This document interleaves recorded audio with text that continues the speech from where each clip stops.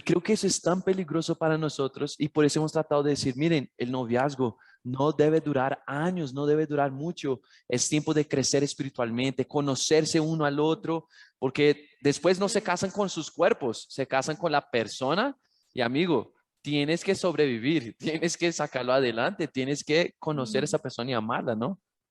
Total. Y mira, cuando hablabas de esto, me ha venido a la mente el típico engaño que muchas parejas cristianas tienen en el noviazgo acerca de lo que es el sexo. Y es un engaño que está basado en una falsa expectativa. Y va a sonar muy fuerte lo que voy a decir ahora, pero creedme, soy un hombre casado que tiene buen sexo.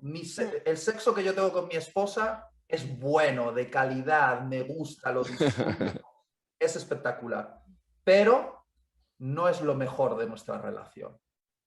El sexo es bueno, de verdad que lo es, pero no es lo mejor de nuestra relación.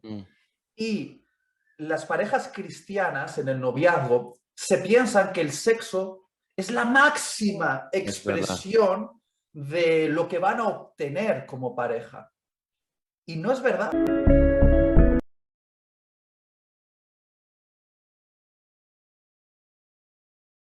Ay, no le dije felicidad del amigo, ay, se me va a armar una. Entonces no es una amiga.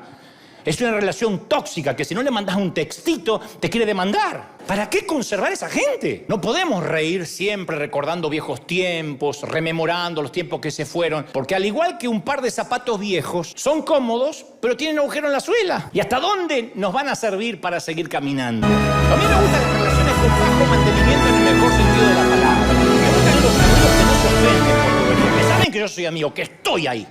Que soy amigo de pala. Pues que si te cargas a alguien a las 3 de la mañana, yo no llamo. No será crudo, pero aquí estamos. La primavera llegará. Nuestra barca hizo agua tantas veces en la noche. Y si no se hundió jamás, fue por tu mano. No por nuestra habilidad, sino por tu compasión. Aquí estamos.